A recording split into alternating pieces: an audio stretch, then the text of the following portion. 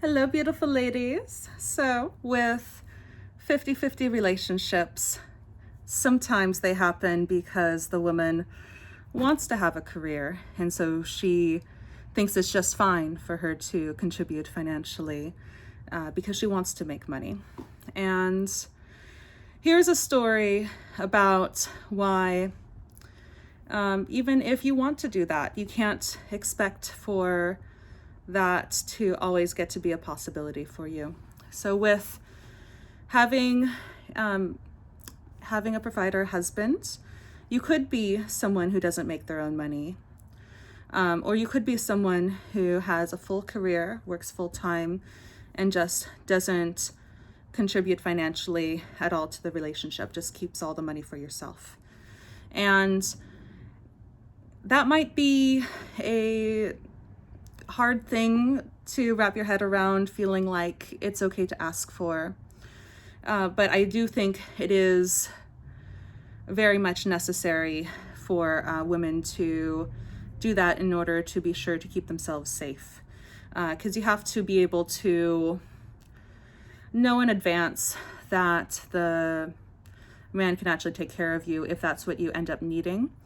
And, you can't just think he loves you so much that he would surely help. Like if the dollars aren't being spent and he's showing that he can do it, you don't know, and you can't be assuming that you do know.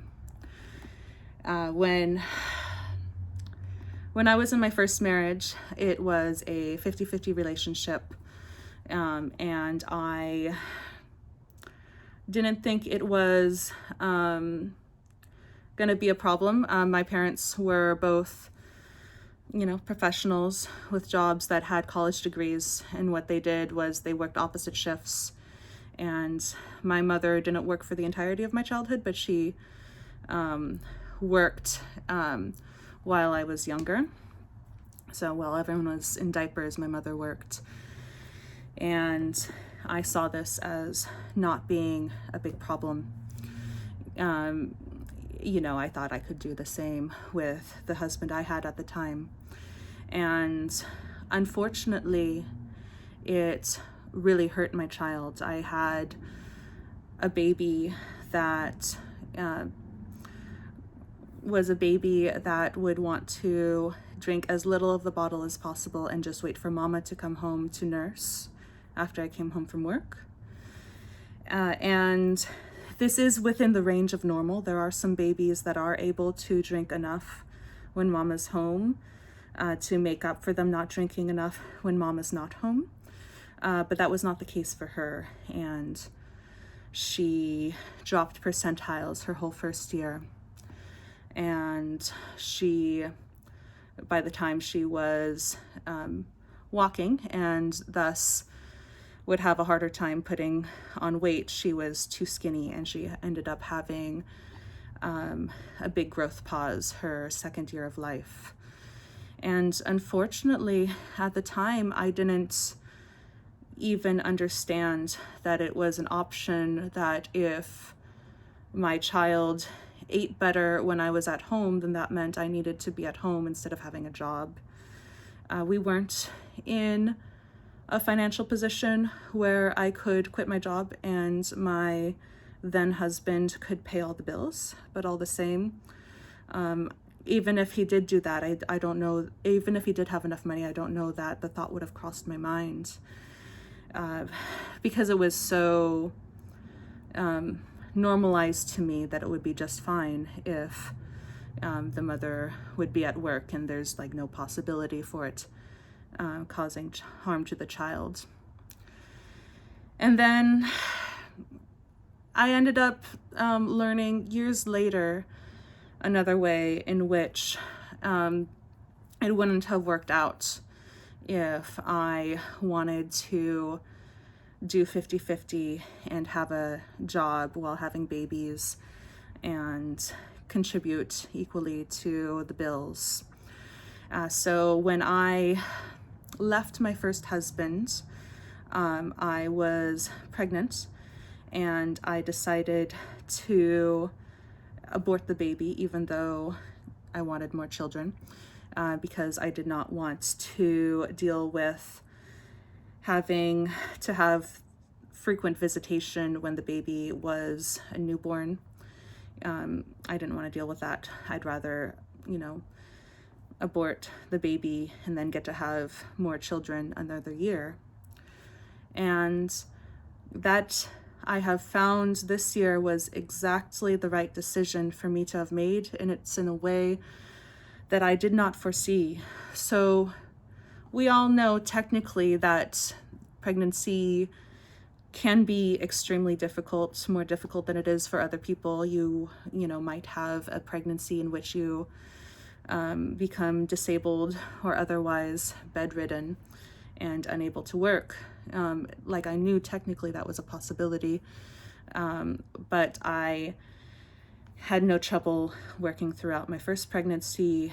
I wasn't in much pain. I was able to walk as much as I wanted to. I continued, carrying like a full heavy backpack of far distance walking for a long time throughout my pregnancy.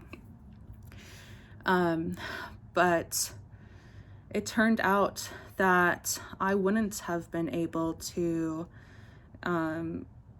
carry my second pregnancy to term and be able to be a single mother who had to work, to provide for herself, her first child, and the baby that was going to come. Because in this third pregnancy I'm currently having, I'm having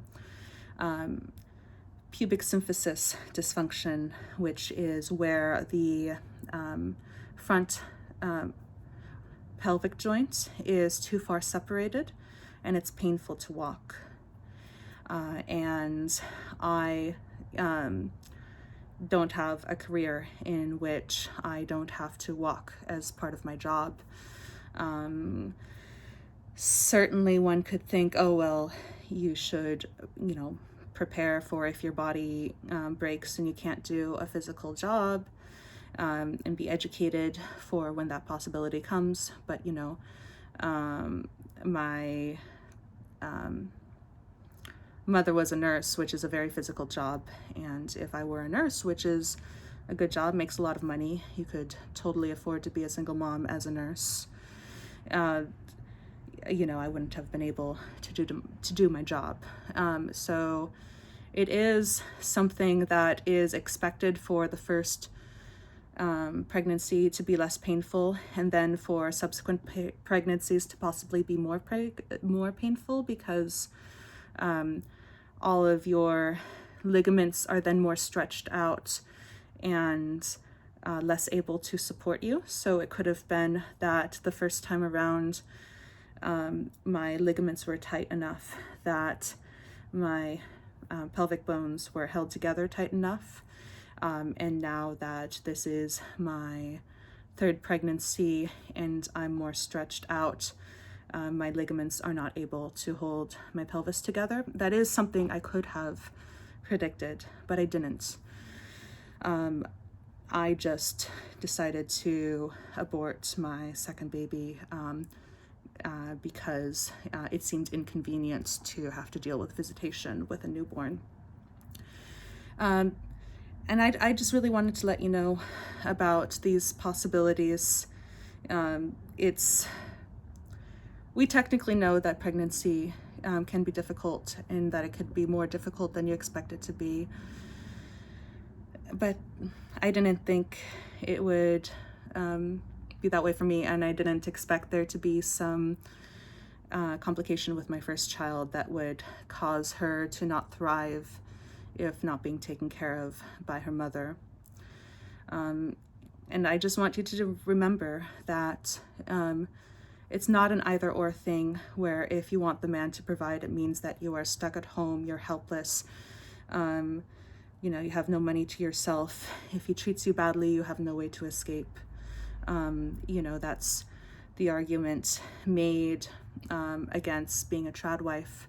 But that's not what feminine energy teachers advocate for. They advocate for women to be treated well. They advocate for them to have all options available to them. and to have their safety and security no matter what happens. And unfortunately, we can't be sure that we will be okay financially, going into the future. If we're in a situation where we're paying some of the bills, even if we want to pay the bills, even if we want to have a career and work all the time, even if we wanted to have a stay-at-home husband for some reason, you need to see him,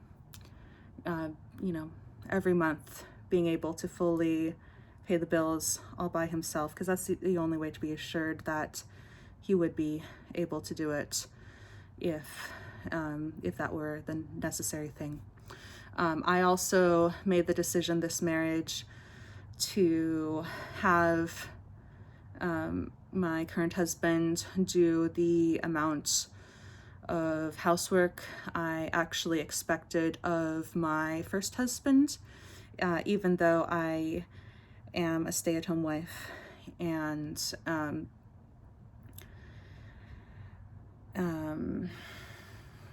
I do have more time and could do more housework.